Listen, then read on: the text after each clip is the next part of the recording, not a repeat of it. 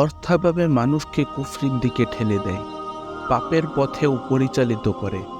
সে কারণেই অর্থাভাব থেকে বেঁচে থাকতে যথাযথ ব্যবস্থা গ্রহণ এবং দোয়া প্রার্থনার তাগিদ দিয়েছেন বিশ্বনবী সাল্লাল্লাহু আলাইহি ওয়াসাল্লাম।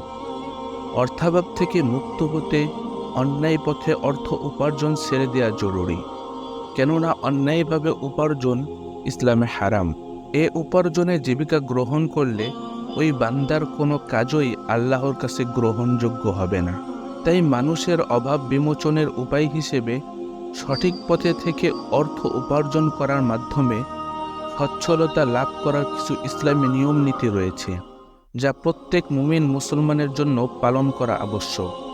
আর তা হল কর্মজীবনের প্রতিটি ক্ষেত্রে তাকওয়া অর্থাৎ আল্লাহর ভয় অবলম্বন করা, সবসময় আল্লাহর কাছে ক্ষমা চাওয়া, যাবতীয় গুনাহের কাজ থেকে তওবা করা, সুখে দুঃখে আল্লাহর উপর পরিপূর্ণ আস্থা ও বিশ্বাস রাখা, যথাযথ বিধান মেনে আল্লাহর ইবাদত বন্দেগী করা, অভাবমোচনে পরস্পরকে উত্তম ঋণ কর্জে হাসানা দেওয়া, তৌফিক অনুযায়ী আল্লাহর রাস্তায় ব্যয় করা, গরিব দুঃখীর মাঝে দান করা, প্রয়োজনে আল্লাহর জন্য হিজরত করা, সামর্থ্যবানদের হজ ও উমরা আদায় করা, ইলমে দ্বীনের শিক্ষার্থীদেরকে সাহায্য করা।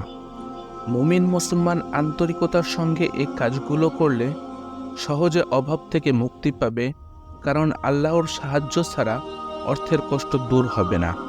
অভাবমুক্ত সমাজ বিনির্মাণে আল্লাহর সাহায্য এবং তার ভরসার বিকল্প নেই। প্রতিটি কাজের দায়িত্ব পালনে আল্লাহর ভয় অন্তরে জাগ্রত থাকলে মালিক শ্রমিক সবাইকে আল্লাহ তাআলা দারিদ্রতার অভিশাপ থেকে মুক্ত করবেন। অভাবমোচনে বেশি বেশি এ দোয়াটি করা, যা আল্লাহ তাআলা মানুষের জন্য কোরআনে তুলে ধরেছেন, আর তা হলো আল্লাহুম্মা রব্বানা আনজিল আলাইনা মাঈদাতাম মিনাস সামা তাকুনু লানা ঈদান লিআউওয়ালিনা ওয়া আখিরিনা ওয়া আয়াতাম মিনক ওয়ারযুকনা ওয়া আনতা খায়রুর রাযিকিন। অর্থ: হে আমাদের প্রভু, প্রতিপালক আল্লাহ, তুমি আকাশ থেকে আমাদের জন্য খাবার ভর্তি খাঞ্চা অবতীর্ণ করো, যেন তা আমাদের প্রথম অংশের জন্য আর আমাদের শেষ অংশের জন্য আনন্দোৎসব হবে এবং তোমার পক্ষ থেকে একটি নিদর্শন হয়।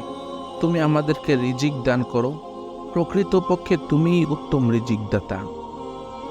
অভাবমোচনে প্রিয় নবী সাল্লাল্লাহু আলাইহি ওয়াসাল্লাম এই দোয়াটি প্রতিটি ইবাদত বেশি বেশি পড়তেন।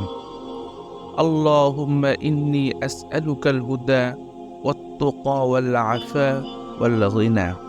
অর্থ: হে আল্লাহ, আমি আপনার কাছে হেদায়েত কামনা করি এবং আপনার ভয় তথা পরহেজগারি কামনা করি এবং আপনার কাছে সুস্থতা তথা নৈতিক পবিত্রতা কামনা করি এবং সম্পদ তথা সামর্থ্য কামনা করি। আল্লাহ তাআলা মুসলিম উম্মাহকে দুনিয়ার জীবনের প্রতি পদক্ষেপে উপরোক্ত বিষয়গুলো মেনে চলার মাধ্যমে অভাবমুক্ত থাকার তৌফিক দান করুন। আমিন।